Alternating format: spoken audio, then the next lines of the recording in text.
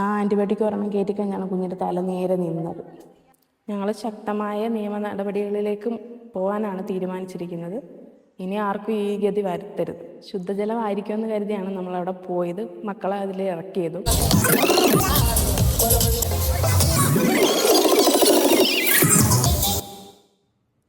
ആലപ്പുഴ ബീച്ചിൻ്റെ സൗന്ദര്യം നശിപ്പിച്ച CRZ മാനദണ്ഡങ്ങൾ മറികടന്ന് ബീച്ചിൽ കുഴിക്കക്കൂസും അതേ കുഴിക്കക്കൂസിൽ തന്നെ കുഴൽക്കിണറും സ്ഥാപിച്ച് ജനജീവന് പുല്ലുവില നൽകിയ ഭരണകൂട സംവിധാനങ്ങളെ വില കൊടുത്തു വാങ്ങിയ വണ്ടർ ഫാൾസ് എന്ന കാർണിവലിൻ്റെ ബാക്കി പത്രമാണിത്.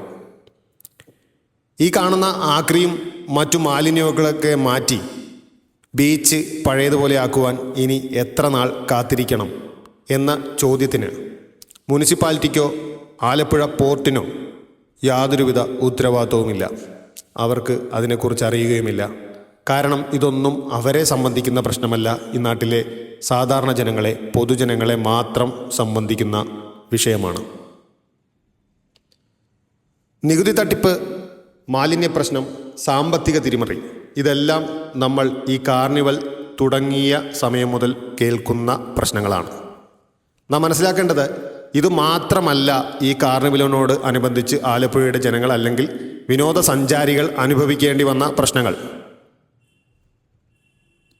ആലപ്പുഴ ജനത കണ്ടത് മനുഷ്യനിർമ്മിത ഗുരുതര ആരോഗ്യ പ്രശ്നം കൂടിയാണ്. ഇതിൻ്റെ അനന്തരഫലം അനുഭവിക്കേണ്ടി വന്നവർ ഏറെയാണ്. എൻ്റെ പേര് അഞ്ജലി.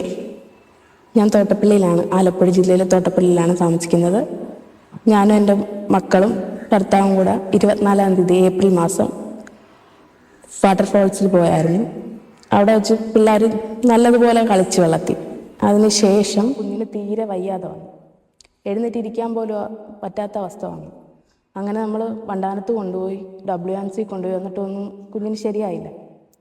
ലാസ്റ്റ് നമ്മൾ ഗിരിജ ഡോക്ടറിൻ്റെ അടുത്ത് ചെന്നപ്പോൾ ഗിരിജ ഡോക്ടർ പറഞ്ഞു ഒട്ടും തീരെ വയ്യ, അങ്ങനെ കുഞ്ഞിന് അഡ്മിറ്റ് ചെയ്യണമെന്ന് പറഞ്ഞു.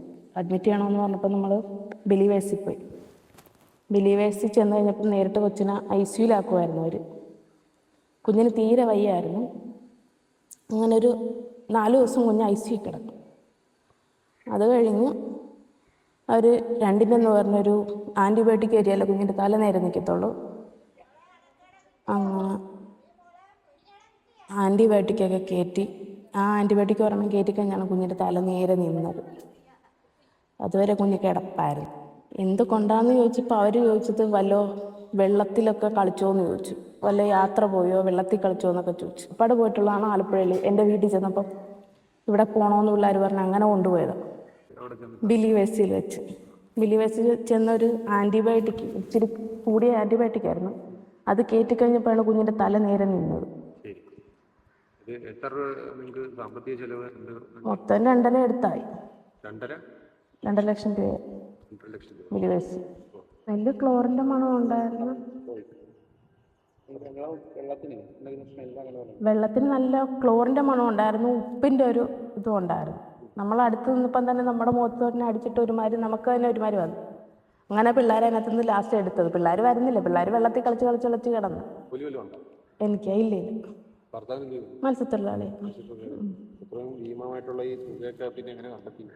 സ്വർണ്ണം ഉണ്ടായിരുന്നു, വിറ്റ്